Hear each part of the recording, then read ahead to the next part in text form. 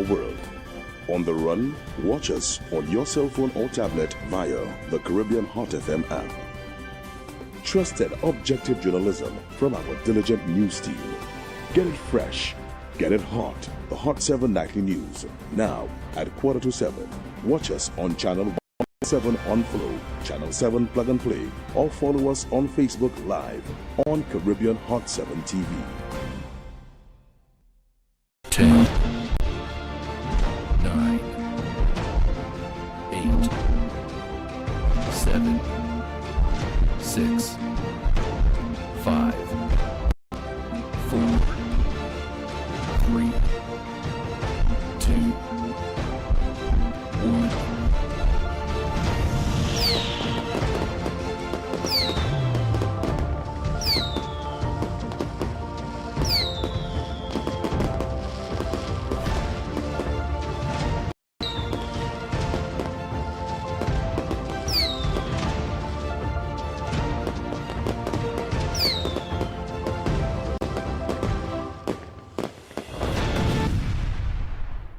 Tonight, one dead after ancillary crash. PM awaits police probe as Frederick takes leave, and hospital upgrades continue across St. Lucia. The first segment of the Hot 7 TV Nightly News is sponsored by CIP, the Citizenship by Investment Program. This is the Hot 7 Nightly News. Good evening. It is Monday, July 27th, 2026. I am Daniela Edwin. Welcome to the Hot 7 TV Nightly News. We are on Flow Channel 117, Kiss FM, the Caribbean Hot FM mobile app, the Caribbean Hot 7 TV Facebook page, and our YouTube channel, Caribbean Hot 7 TV. Not forgetting those of you using the Hot 7 plug and play antenna, thank you so much for joining us. A deadly crash in Oposh Ancillary has left one man dead and a woman hospitalized after a vehicle plunged down a steep embankment on Sunday morning. The female survivor, known as Lexi, remains in stable condition while recovering from serious injuries following the tragic crash along the West Coast Road. On Sunday, July 26th, an orange Toyota Aqua veered off the roadway and plunged down a steep embankment in Oposh Ancillary. The crash claimed the life of 32-year-old Andre Ford of Marsha, while his partner, known to many as Lexi, survived and was taken to the Owen King EU Hospital with serious injuries. Lexi, who works as a principal's assistant at the Anglican Infant School, was reportedly traveling from Soufrière with Ford when the vehicle lost control and went over the precipice. Emergency responders from the St. Lucia Fire and Emergency Services arrived shortly before 8 a.m. and worked to remove both occupants from the wreckage before transporting them for medical care. St. Lucia Fire Service Press Officer Cherise John confirmed that Ford succumbed to his injuries, while Lexi continues to receive treatment as investigations into the crash continue. On arrival at the scene, emergency personnel found two individuals, an adult male who was identified as the driver and an adult female passenger outside the vehicle. An assessment revealed that the adult male was unresponsive with negative vitals. Blood was observed coming from his ears, nose, and mouth. The adult female was assessed and found to have deformities to both her upper and lower extremities. Life-saving interventions were performed and both individuals were transported to a medical facility for advanced medical care. The crash also brought back memories of the death of 2004 Calypso queen Janie Williams, who lost her life in a traffic accident along the same West Coast Road while on her way to perform at the Folk Research Center's Creole Tea Party. Police are still investigating what caused the Toyota Aqua to leave the roadway and plunge over the precipice. Prime Minister Philippe J. Pierre said authorities will assess whether guardrails or other protective barriers can be installed along that section of the road.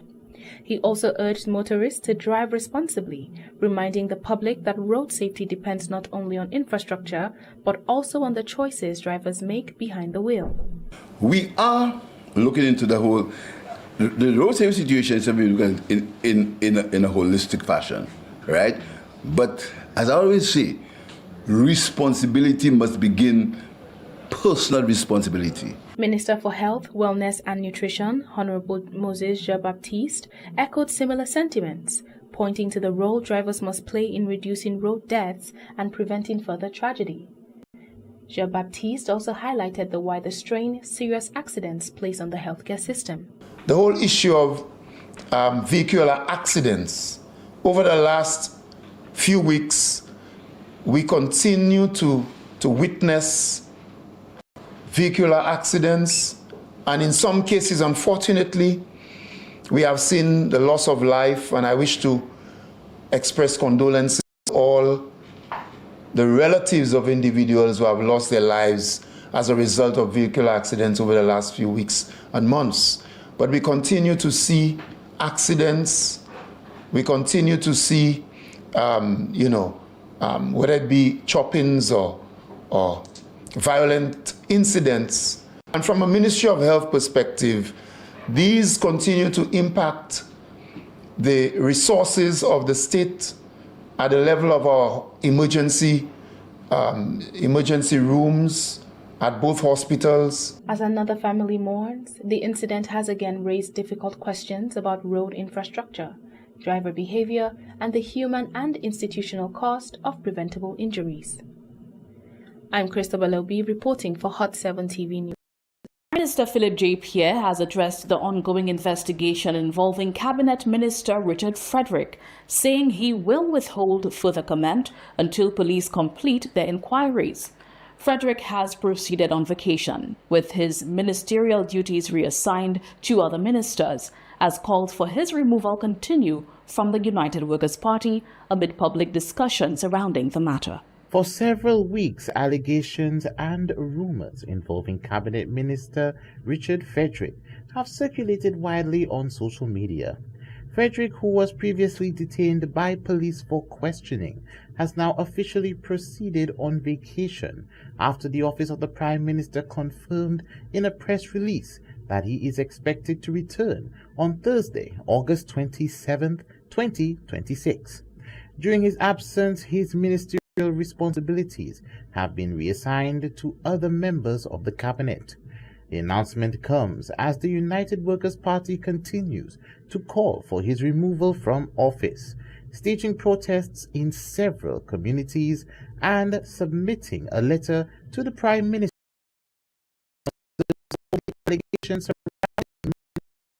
Speaking at Monday's press briefing, Prime Minister Philip J. Pierre said he would not make any public comment on the matter until the police investigation has been completed. I'm making no statement on the Richard Fredericks issue because the police are continuing their investigations, and I'm making absolutely no statement on it at this point in time. I'm awaiting the police investigation. When the police have investigated, when the police have come to a conclusion, the Prime Minister will take a decision on the future of Minister Richard Fredericks in the Cabinet of St. Lucia. But right now, I'm making no statement. And no amount of slander, no amount of talk shows, no amount of memes, no amount of Facebook posting will make me make any statement in the public on Richard Fredericks until the police have completed the investigation. He further stated that the minister's absence would not affect the public or the operations of government. The Prime Minister said that he would not take any judgment on the matter until the investigation is complete, after which the necessary decisions will be made based on the outcome. There is a minister in our government and there's a minister in housing. So the people's business continues. I am awaiting the end or the conclusion of the police investigation. This is the first order of business. When I get the police investigation, what will happen will have to happen. But I'm not rushing to judgment because there's a police investigation. There's a police investigation. And I'm not interfering in the police investigation. Pierre also referred to a similar case from which in his time in opposition involving a senator. He said the circumstances were comparable to those surrounding the situation. Pierre maintained that based on the legal advice and records available to him, action could only be taken once an individual had been formally charged with an offense. You may tell me, and I know that is the half-truth that has been peddled. In the case of the senator, I took action. If you go on the record, you will see that I said, when the senator gets charged, C-H-A-R-G-E-D, when he is charged, so the hypocrites that talk about Stanley Felix, I took action against him. When he's charged, that's what I said. The day he was arrested, I said nothing. Remember that. Let the history prove it. Let the history prove it. I said when he was charged, I would take action. As soon as he was charged, I dismissed him. That's what I said. In terms of this event, in terms of that event. Because it was not, it was more than it wasn't a minor situation. A minor situation. Two different situations. Right now, this one has been turned into a major situation. So, I will allow the police investigation to continue. For now, the Prime Minister is leaving the matter in the hands of the police. For Hot 7 TV News, Josiah Bisset reporting. Health Minister Moses Jean-Baptiste says more updates on St. Lucia's major hospital projects are expected as work continues across the healthcare sector. Following the commissioning of the new St. Jude Hospital, the minister said additional departments are nearing completion as the facility continues its phased transition into full operation. Health Minister Moses Jean-Baptiste said updates on St. Lucia's two major hospitals were forthcoming as progress continued on key healthcare projects.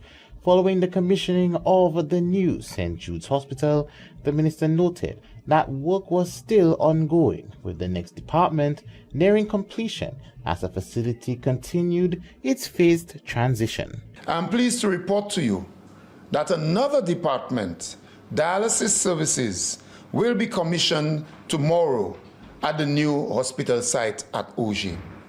Thanks to the commissioning team, the hospital staff, and all who continue to assist with this process. A number of hospital workers gave up their weekend to ensure that this process came to fruition. I want to thank them.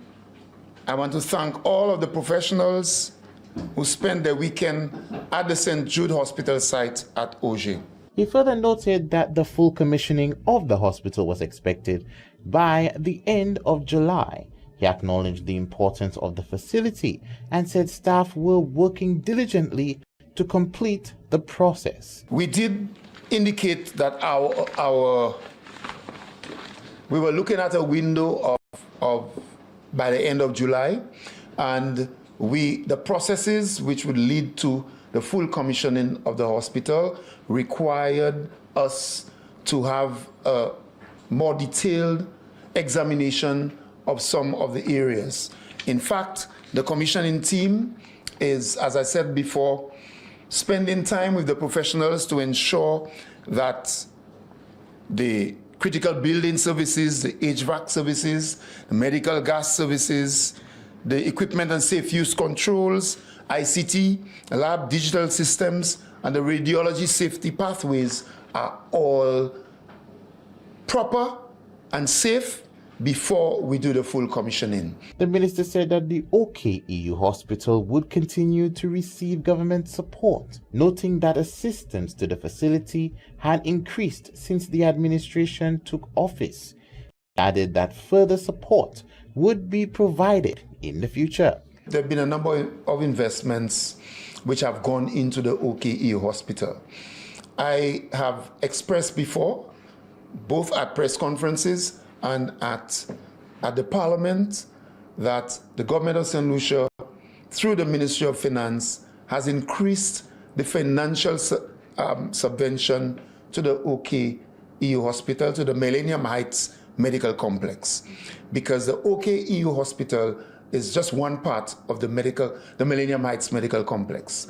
From 2021, from a budget of $31.8 million thereabout, up to the last budget, we're looking at $77 million, and that subvention keeps increasing. The minister said that both hospitals were receiving the necessary attention.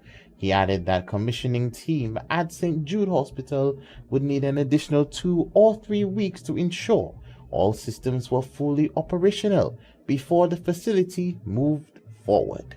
For Hot 7 TV News, Josiah Bisset reporting. And now it's time for Hot 7 TV News quiz break. Why are bees important to the environment?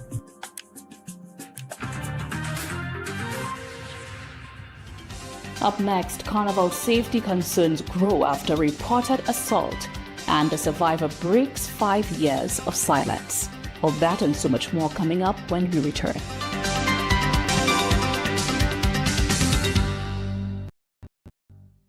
The first segment of the Hot 7 TV Nightly News was sponsored by CIP, the Citizenship by Investment Program.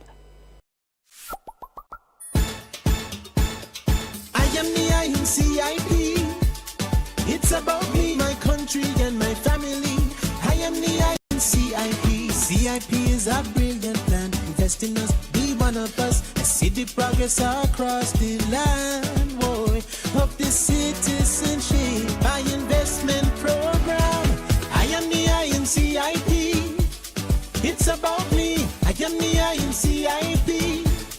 It's about me. I am the I in CIP. It's about our Citizenship by Investment Program.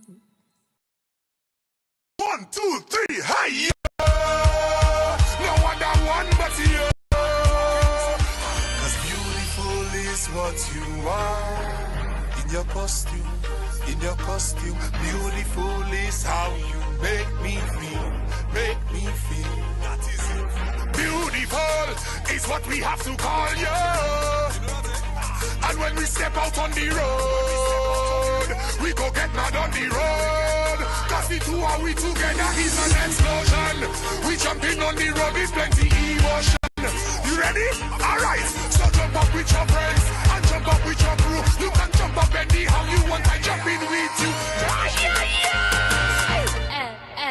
Enjoy huge savings on selected Nissan models while stocks last. Contact Peter & Company Auto today at 458-6950.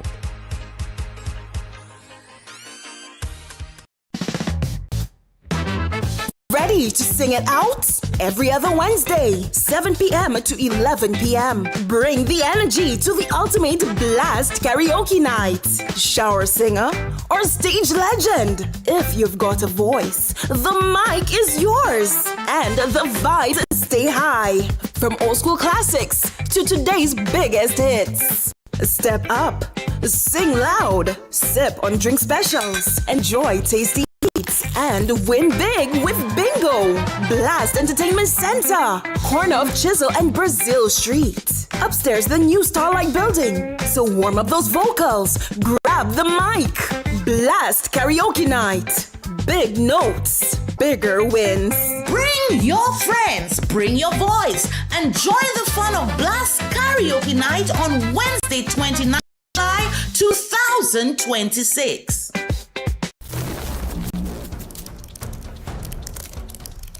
Mr. Banks.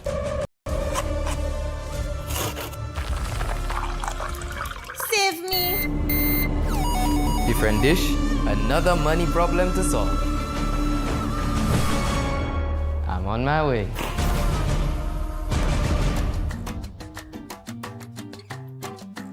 Oh, you're here. My boyfriend and I broke up, and I needed a little retail therapy as emotional support. Honey, retail therapy is not the kind you need right now. Trust me.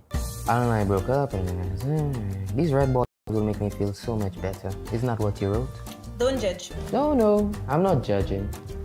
I'm just wondering why your BOSL Visa credit card has to suffer in the process as well. So what do I do? Well, I'm no Dr. Phil, but I do know that your BOSL credit card is supposed to help you live better. Use it every time, anywhere. You know, groceries, bills, fuel, lunch, and not every time your phone whispers, sale. Okay, so no more impulse buy. Correct. And you have up to 30 days interest-free. Then clear it and even earn Visa rewards. So I can still shop for the things I like? Oh boy. Yes, but don't shop like you're in a race to be shopaholic of the year, okay? Okay.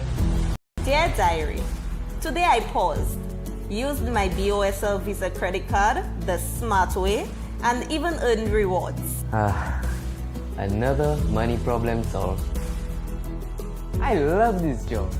When smart banking advice is needed, Mr. Banks answers the call. Mr. Banks. This is the Hot 7 Nightly News. Thanks for staying with us. A reported assault involving a woman while she was participating in the Carnival Parade of the Bands has sparked public concern and raised fresh questions during major events. The incident has drawn responses from the Minister of Tourism and the band involved, as organizers face growing calls to strengthen protections for participants. A Jamaican woman was allegedly assaulted while participating in a Carnival Band parade on Monday, July 20th, leaving her with injuries to her mouth and cheek. The incident gained major attention online, sparking public concern and renewed discussions about safety measures at events. The situation comes as St. Lucia remains under a U.S. Level 2 travel advisory, which includes crime among the concerns highlighted for visitors. Deputy Prime Minister and Minister for Tourism, Investment, Creative Industries, Culture and Information, Ernest Hilaire, has since responded to the incident, addressing the government's position on the matter. I think as a society, we have to have an absolute zero tolerance of violence towards each other, period. And particularly women. Particularly from the perspective that Carnival is a time when people are expressive, both they dance, the way they dress, and women become easy targets. And men just have to understand, and also some women too, that we just don't tolerate that. You have to respect somebody. You're on the road, you're somebody dancing, you go and dance by somebody, they tell you to back off, you back off. You have no right to touch nobody. You have no right to invade the privacy of anybody. That's a no-no, period. The alleged assault has triggered widespread public reaction, with many questioning the level of security provided and whether enough was done to protect participants during the incident. The Carnival Band involved has confirmed that the woman was injured, condemned violence, and said she and her friend were given full refunds while the matter is shared with the relevant authorities. The band's head of security provided a separate account, stating that officers responded to an altercation involving one male and two female revelers. Security personnel alleges that those involved were separated to prevent the situation from escalating. However, the woman's account has raised further questions about the speed and effectiveness of the response while the incident was unfolding. Tourism Minister Dr. Ernest Hilaire described the matter as unfortunate, particularly as St. Lucia continues efforts to maintain its image as a safe destination for both visitors and residents. But when it gets out of hand, the police have to deal with that, or the security in the band has to deal with that. The planning committee cannot, they're not involved in everyday operation of every band and every street corner. They're not. I mean, they are the executive producers of the parade. So we need to be clear. But as a society, we need to reject violence against other persons. And we have to ensure that there's certainly no violence against women, because people see women as an easy target, vulnerable, whatnot. And we must make that very clear. That should never be tolerated. At the time of this report, no independent account from the police had been provided on the circumstances surrounding the altercation. I'm Christabel Obi reporting for Hot 7 TV News. A St. Lucian woman is demanding justice after alleging she was sexually assaulted by an on-duty police officer who entered her home during a welfare check in October 2021. Nearly 5 years later, she says the court matter was dismissed, leaving her with trauma, unanswered questions, and no sense of justice. A call for help on October 6, 2021 brought 3 police officers, 2 males and 1 female, to a woman's residence after an unsuccessful attempt to take her own life. She says one of those officers later returned alone. The complainant, whose identity is being withheld, says she allowed the high-ranking officer inside because she believed he had returned to check on her condition. She says she had taken medication with alcohol and was drowsy, but remained aware of what was happening. According to her account, the officer sat beside her, checked her condition, and then turned off the light. She alleges he began raping her. I'm believing this man came to assist me. All along, this man had other intentions. I'm hearing him opening a bag, something that sounded like a nylon bag. He stood up and he turned off the light. Right? Right there and there, I knew something was wrong, something was up. I'm in panic mode because I do not know what he is going to do. And knowing that he's an officer, I do not know, and I do not want to struggle or cause anything to make him hurt me. He went on to put apparently he had a condom in the bag. He wore a condom, and then he started to, he started, I'm pissed and I'm angry. He inserted everything. He inserted his penis, started to have sex with me. I shoved him off. I told him stop. He continued. I shoved him off again and he stopped. The complainant says she told her cousin the next morning and was taken to a hospital for a rape kit, and later spent 8 days in a mental health facility following a suicide attempt. She says she gave a police statement and identified the accused during an identification procedure. She alleges that the high-ranking officer began stalking her social media pages and leaving comments. Those details have not been independently confirmed by police. She says the case remained unsolved for nearly 5 years, and she migrated in 2023, citing the assault, ongoing fear, and lack of progress in the case as reasons for leaving St. Lucia. After the 8 days I was released, I posted a picture on WhatsApp, and that same officer, he commented on the picture saying, give me that role, knowing what he had already done. Then he still went on to send Facebook requests for me. He was still stalking me on Instagram and everything. I never responded. I never accepted the friend request. I migrated in 2023. I migrated to another place because I was not feeling safe. According to the woman, the high-ranking officer was arrested and released on bail. The complainant said she was contacted on July 3, 2026 and told the matter was proceeding to court. She alleges a request to participate virtually was denied, forcing her to travel to St. Lucia on short notice. She says she gave evidence but later learned that the matter had been dismissed. The official reason for that outcome has not been confirmed. She also alleges that comments made during the proceedings caused her to question whether she had been treated fairly. The lawyer called me the Friday. Apparently, I was represented by one of the state lawyers. He called me the Friday, tried to get me prepared, and told me that the court case will be the following Monday. So I told him I am not in St. Lucia. I can only do this virtually. So he sent in a virtual request to the judge or whoever he was supposed to send it to, and he told me find the nearest police station where I can go to, so I could be safe and everything could be legal. When it was my turn, the judge asked, where am I? So the lawyer is saying he sent in an application to request that it's done virtually. She said how she knows nothing about that. And she went on to say, I know that woman is not in St. Lucia. I know that woman is not St. Island. Why would you address a victim as that woman? You don't know me. You don't know anything about me. You're a professional. You don't address anybody in that manner. So right there and there, I sense some biasness. The complainant says she wants accountability, not only for herself, but for other people who may be afraid to report allegations involving persons in authority. The woman says nearly 5 years have passed, but the trauma remains. She says the alleged assault changed the course of her life, contributed to her decision to migrate and left her still waiting for answers from the institutions she expected to protect her. It causes a trauma, especially for somebody who's been through depression. Any little thing relating to that area could trigger the person.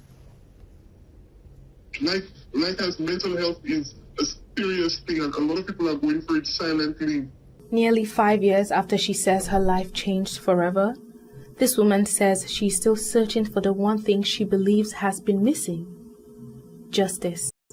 She hopes that by sharing her story, other survivors will find the courage to speak, and that the institutions responsible for protecting the public will be held to the same standard of accountability they are sworn to uphold.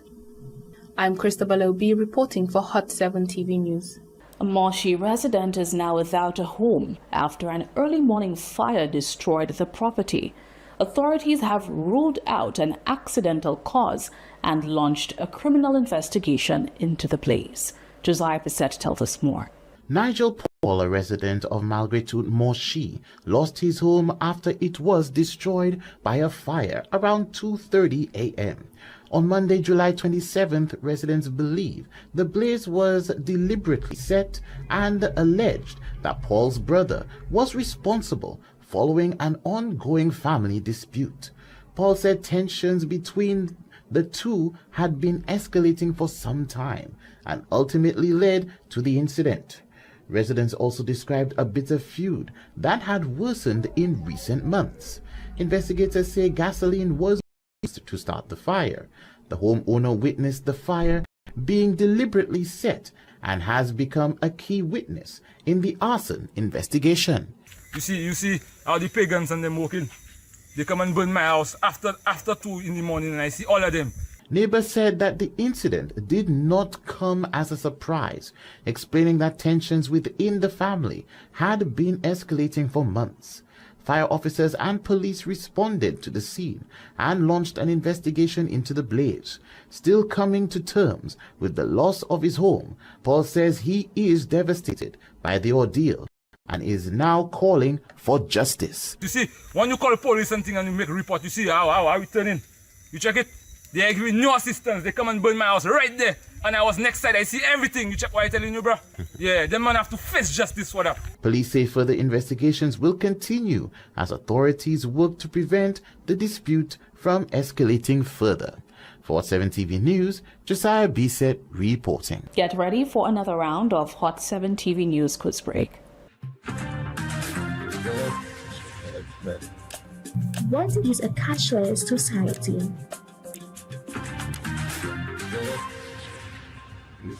Stay with us. We'll be right back with more news.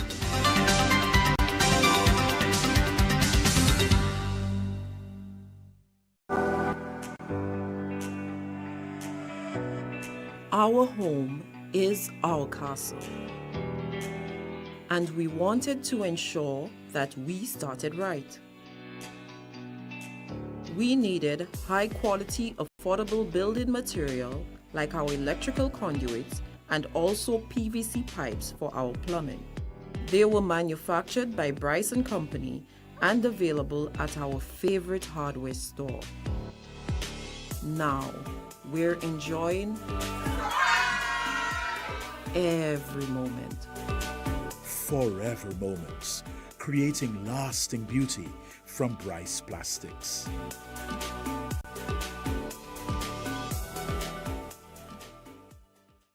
I don't even know where to begin. I was referred to Dynamic Spine Center after seeing so many doctors, and it's been amazing. They treat you like a human being and actually care about me. I've never had a doctor's experience like that before. I actually look forward to going for my adjustments. This is just an overall wonderful place. Getting my spine free of subluxations, I understand it's essential for optimizing my health. My health is wealth and a choice. My chiropractor analyzes and detects, locates, and corrects my subluxations that led to my neck and lower back pain, chest pain, and indigestion and shortness of breath. Chiropractic adds years to life and life to years. Thank you guys at Dynamic Spine Center for everything you did to have me enjoying life again. Dynamic Spine Center, a place to maximize nerve integrity for optimum health. Call 486-600-0000. Things are heating up at the National Farmers and General Workers Credit Union Limited. We've got some red hot deals just for you with 100% financing. Rev up for some excitement with our incredible vehicle loan offer. Building or renovating, we've got you covered. Or pack up for that ideal getaway. This offer won't be available forever. Visit us today and take advantage of this limited time deal. Don't miss out on these fantastic deals with 100% financing. Only at the National Farmers and General Workers Credit Union Limited. We're your friend when you're in need.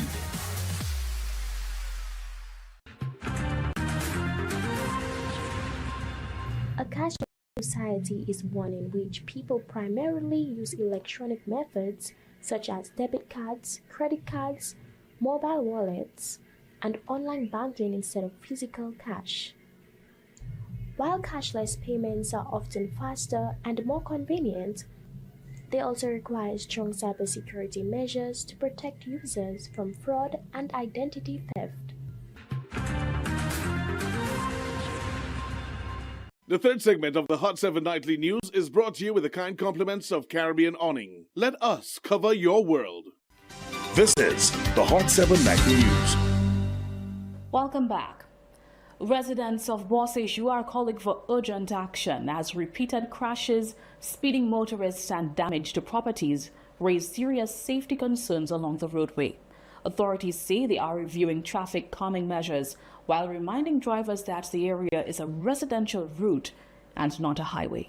After a series of accidents in the area, residents of Bossejou are pleading with authorities to take action before someone loses their life.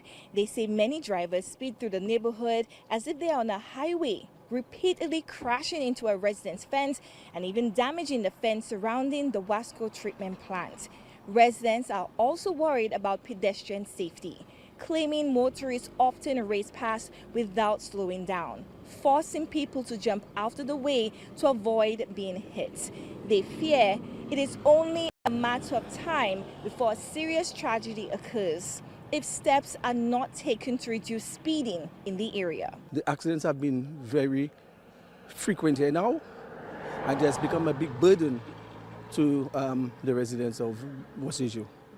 As a matter of fact, this is a very populous area, and people are not driving, they are racing on that road now, you know. So I think the time has come that the authorities do the necessary road management to control and try to prevent the accidents that we have in it. Thank God that we have not had anybody being hurt in those accidents. When I say people, particularly pedestrians, have not been hurt so far. Martha Eugene has had her fence destroyed by careless drivers at least 3 separate times, with her neighbor Peter saying that this is unacceptable. The last accident, as usual, a gentleman went into the fence. I think a vehicle was coming from the promenade. Apparently he did not stop, and the oncoming vehicle towards Grosley, they collided. They reached right into the fence was completely damaged again. And I think that's Martha's 3rd time of that accident. Just recently, another gentleman, just last week, a gentleman ran into the Wasco fence again. And I think into the Wasco fence there have been about, I think for the minimum 3 accidents there going into the fence. So it's a very, very dangerous road, and we need as much road management to control the racing on that road here. Jim Joseph, president of the Bossejou Community Group, lamented that the intersection of Bossejou Main Road and Julian Hunt Drive has become a major area of concern for residents and pedestrians who frequently walk or run there for exercise. He pointed to several recent accidents over the past few days, including a vehicle that crashed into the Wasco fence yet again, and another that slammed head-on into a packed container near the stadium. The driver is said to be alive, but the severity of the crash is concerning.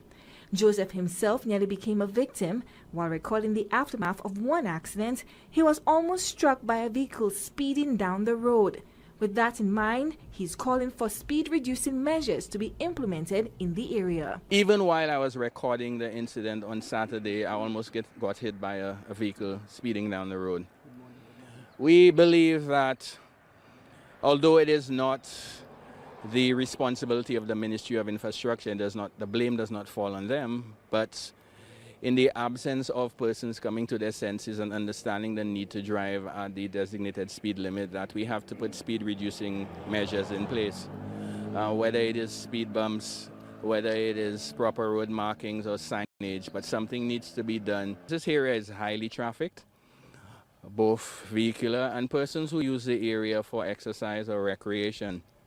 We've had 2 fatalities in the past, and we cannot afford to lose another life when we could have done something to save somebody. Authorities say they are treating the matter with urgency. The Bosseju roadway, which underwent major rehabilitation in 2024 and was officially completed in 2025, is still without clear, visible road markings and essential safety signs. Len Leon, Deputy Chief Engineer at the Ministry of Infrastructure, says officials understand the concerns being raised and are now exploring traffic calming measures that could be introduced to improve safety for both motorists and pedestrians. And as we stand here, we see the motorists as they pass by, the speed at which they are traveling. So we're taking this very seriously.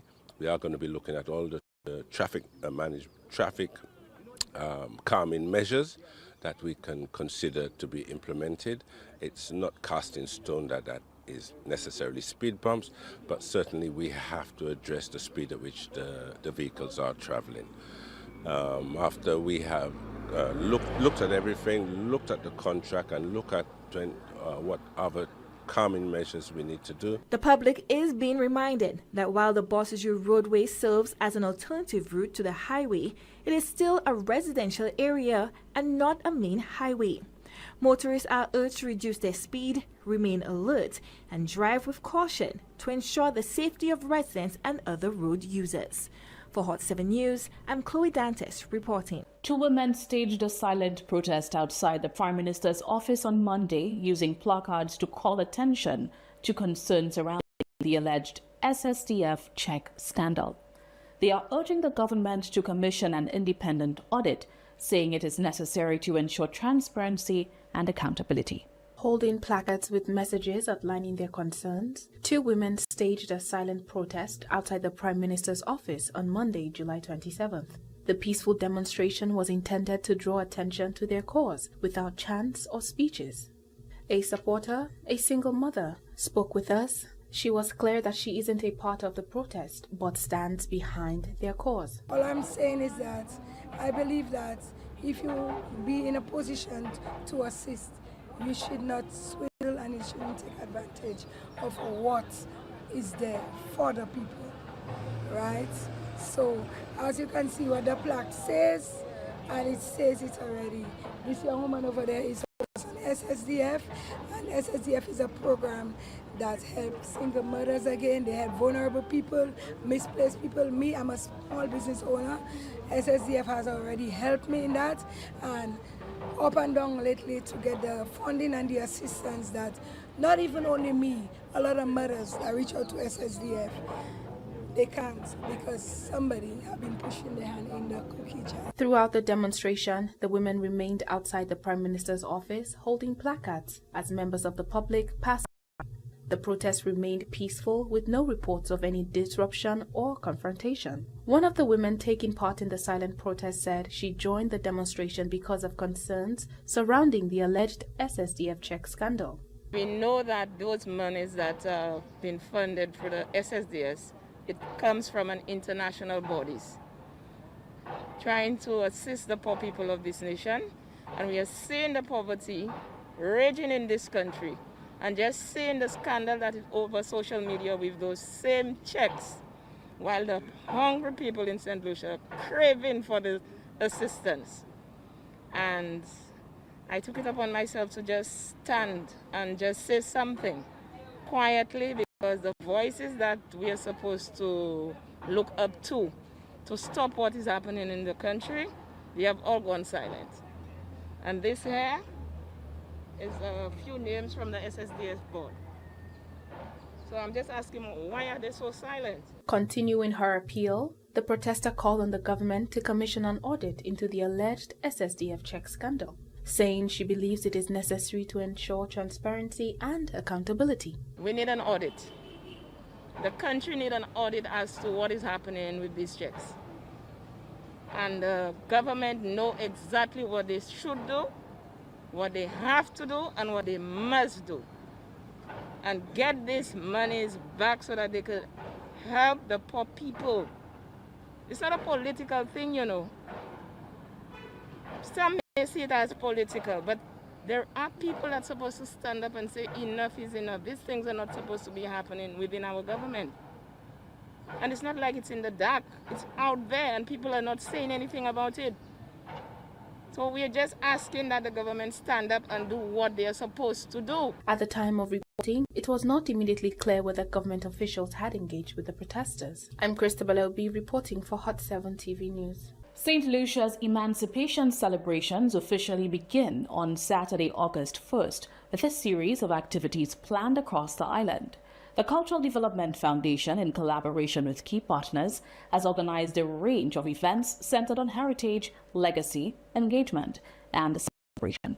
The Cultural Development Foundation has officially launched Emancipation Celebration 2026 with an evening ceremony at Serenity Park. This year's observance is being held under the theme Understanding Our Past to Create a Pathway for the Future, as St. Lucia reflects on its history and cultural identity. Executive Director of the Cultural Development Foundation, Ramona Henry Ween, spoke about the importance of carrying forward the resilience, knowledge, and strength passed down from ancestors. The celebrations will continue with activities focused on education, heritage, and reflection throughout the observance. The question before us is not simply what our ancestors overcame. The question is what we will become because of what they overcame.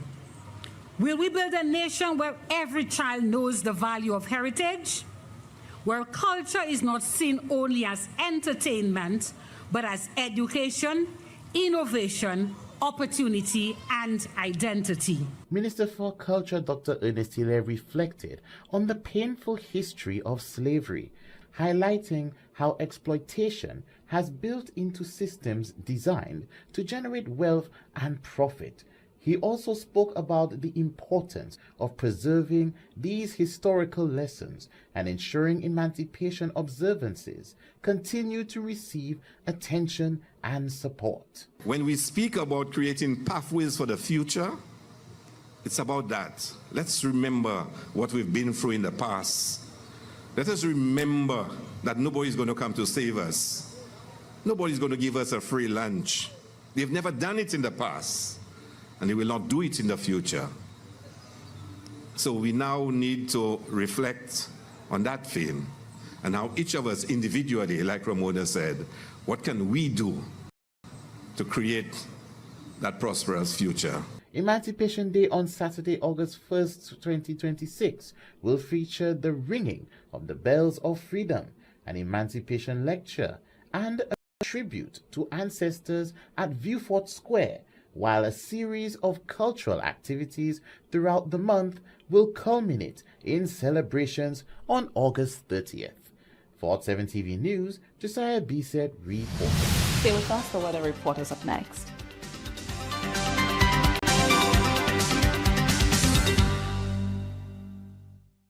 The third segment of the Hot 7 Nightly News is brought to you with the kind compliments of Caribbean Awning. Let us cover your world. Caribbean Awning. Let us cover your world with products for shade, shelter, and security. Rolling shutters, accordion shutters, roll-up steel doors, residential garage doors, storm panels, PVC cladding, blinds and roller shades, retractable awnings, fixed frame awnings, vertical drops, outdoor roller shades, canopy covers, gazebo covers, tent covers, pool covers, van tops and truck covers, carports, marine products, chair covers and upholstery, commercial umbrellas, banners and signage by Artwork, steel spiral and floating stairs, burglar bars, steel framed furniture, stainless steel cable railing, glass railing, aluminum louvered shade, aluminum fencing, aluminum railings, aluminum gates, estate gate motors, scissors gates, face recognition system, Caribbean awning. Log on to CaribbeanAwning.com. It's all about you and the dreams you believed, how you made your way ahead, all the goals you have achieved. All along the way, you've been a partner so true, all the way you've seen me through. We're all the bank you need. It's still about you and the life you're shaping now, all the doors that open wide, every step, every be a partner so true, all the way you've seen me through. We're all the bank you need. We're the Bank of St. Lucia, so bank on your future. We're the Bank of St. Lucia, all the bank you need. Celebrating 25 years strong. Bank of St. Lucia, all the bank you need. Looking for the best way to advertise? Stop searching. Hot 7 TV gives you more reach, more impact, and more value. Get your business in front of the right audience and watch your sales soar. Don't miss out. 452-6040 today and take advantage of our exclusive advertising packages. Hot 7 TV, smart advertising for smart businesses. And now for the weather report.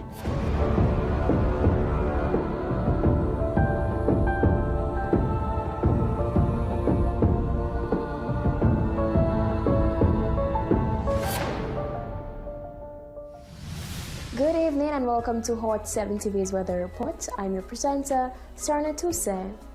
Present weather at Runner Airport is cloudy with light showers. Present weather at George F. L. Charles Airport is cloudy.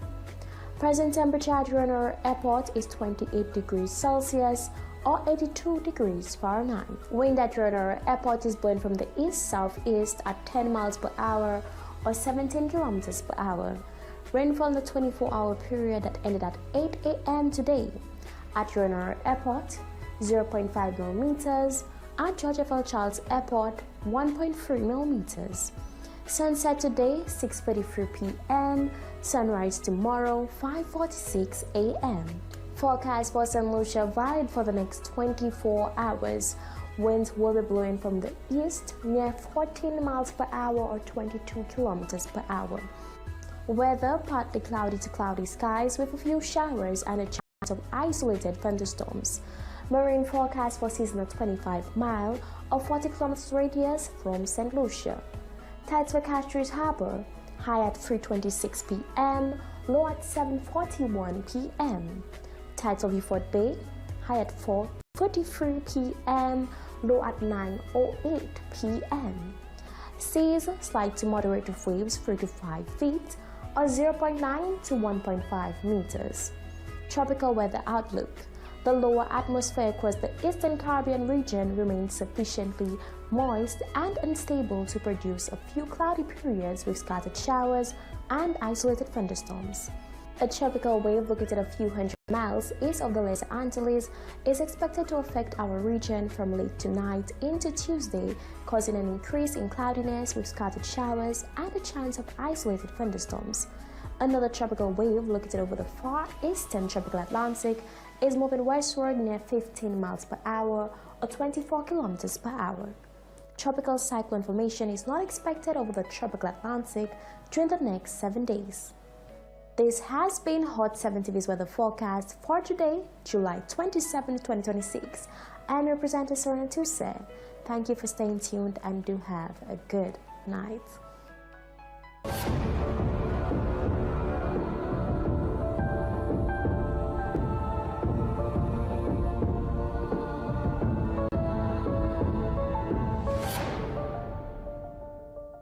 And with that, we come to the end of the Hot 7 TV Nightly News for today, Monday, July 27th, 2026. Don't forget to join us tomorrow at midday for our next news major.